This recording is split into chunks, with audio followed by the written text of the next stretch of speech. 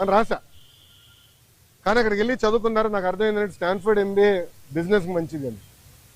పాదయాత్ర రాజకీయాల్లో ఒక MBA లాంటిది. ఎందుకంటే ప్రజలకి దగ్గర ఉంటాం, నిరంతరం ప్రజల సమస్యలు తెలుసుకునేవాడిని. సో ఇప్పుడు ఎవరన్నా నాకు అర్జీ ఇచ్చినా, నన్ను ఎవరన్నా కలిసినా, ఒక మెసేజ్ నాకు వచ్చినా, తన వెనకాల ఎంత కష్టం ఉందో నాకు ఇప్పుడు అర్థం చేసుకోగలుగుతాను. సో యువగలం పాదయాత్రలో కూడా నేను అనేక హామీలు ఇచ్చాను. ఒక్కొక్క హామీ నిలబెట్టుకుంటూ వెళ్తున్నాను. ఇచ్చిన ప్రతి హామీ నేను నిలబెట్టుకున్నాను, దాంట్లో ఎలాంటి సందేహం లేదు.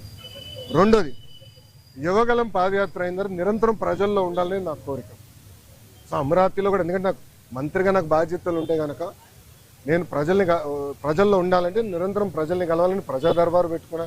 ఇక్కడ కూడా మీరు చూస్తే వైజాగ్ వచ్చి మీరే ఉన్నారు, కోర్టు కొంచెం లేట్ అవుతుందని పరిగెత్తుకుంటూ వచ్చే తప్ప మళ్ళీ ఇప్పుడు వెనక్కి అక్కడికి వెళ్తున్నా, పార్టీ హౌస్కి వెళ్తున్నా, ప్రజల దగ్గర అర్జీలు తీసుకుంటున్నా, వాళ్ళ సమస్యలు పరిష్కరించే మార్గం నేను ఎత్తుకుతాను.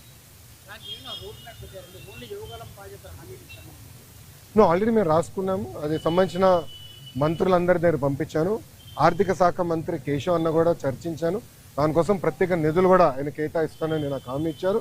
వచ్చే బడ్జెట్లో అది ఉంటుంది. తప్పనిసరిగా ఇచ్చిన ప్రతి హామీ మేము నిలబెట్టుకుంటాం.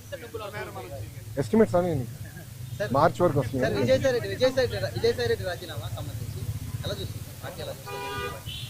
ఏ పార్టీ? వైకాపానా తెలుగుదేశం పార్టీ. ఇప్పుడు ఒకటన్నా, తల్లి చెల్లికే జగన్మోహన్ రెడ్డి గారి పైన నమ్మకం లేదు, ఇంకా పార్టీలో ఉన్న నాయకులకు ఎలాంటి నమ్మకం ఉంటుంది? నేను ఎప్పటి నుంచో చెప్తున్నా, వైకాపా నాయకులు డబ్బుల కోసం పార్టీనే అమ్మేస్తాడు ఈయన అని. ఇప్పుడు అది నిజం అవుతుంది కదా. ఒక్కొక్కరు రాజీనామా చేసుకుంటూ వెళ్తున్నారు. దానిక నేను శిక్ష పడదని నేను ఎక్కడ అన్నాను తల్లి? నో ఐఎమ్ సారీ, నేను ఎక్కడన్నా శిక్ష పడదని? ఇప్పుడు లిక్కర్ కానివ్వండి, ఇప్పుడు ఒకటమ్మా, 2019 నుంచి 24 వరకు మేమందరం ప్రజల్లో ఉన్నాం. పాదయాత్రలో కూడా నేను చెప్పా, ఎవరిని నేను వదిలిపెట్టాను, ఏ అధికారులు రాజకీయ నాయకులు చట్టాన్ని ఉల్లంఘించారు ఎవరిని వదిలిపెట్టాను. ఇప్పుడు దర్యాప్తు జరుగుతుంది, ఇన్వెస్టిగేషన్ జరుగుతుంది, త్వరలోనే అన్ని బయటకు వస్తే నేను భావిస్తున్నాను. So let investigation get completed అమ్మా. ఇక్కడ విజయసాయి రెడ్డి గారు ఉన్నారు, లేదంటే ఎల్లయ్య పుల్లే ఉన్నారు అనేది టైంలో ఉన్నట్టాలి కదమ్మా. సో ఇన్వెస్టిగేషన్ జరగకుండా నేను ముందలే మాడతాం కూడా కరెక్ట్ కాదు. Let investigation happen. Yes yes మీరు కాకినాడ పోర్ట్ విషయం కూడా మీ అందరు తెలిసిన విషయమే. కాకినాడ పోర్ట్ కూడా అడ్డగోలుగా తుపాకులు పెట్టి రూపాయి ఆస్తిని సుమారుగా 6 పైసలకి కొట్టేసానికి ప్రయత్నించారు. కొట్టేశారు, క్షమించాలి, ప్రయత్నం కాదు, కొట్టేశారు, ట్రాన్స్ఫర్ చేసుకున్నారు.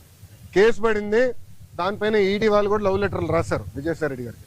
రా బిడ్డ రా అని ఇంటికి. అన్నీ బయటకు వస్తున్నాయి కదా. సిమిలర్ వ్యాషన్ దీనిపైన కూడా కంప్లైంట్లు వస్తాయి, తప్పనిసరిగా యాక్షన్ తీసుకుంటాం.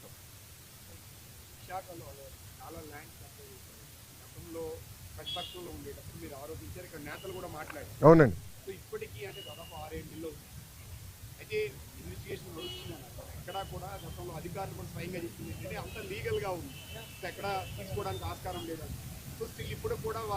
సో ప్లీజ్ బీ పేషెంట్, ఓపిక పట్టండి స్వామి, దర్యాప్తు జరుగుతుంది కదా. అవునండి. ఇప్పుడు మనం కూడా మాట చెప్పా, ప్రభుత్వ పరిస్థితి గురించి కూడా దయచేసి ఒకసారి ఆలోచించండి.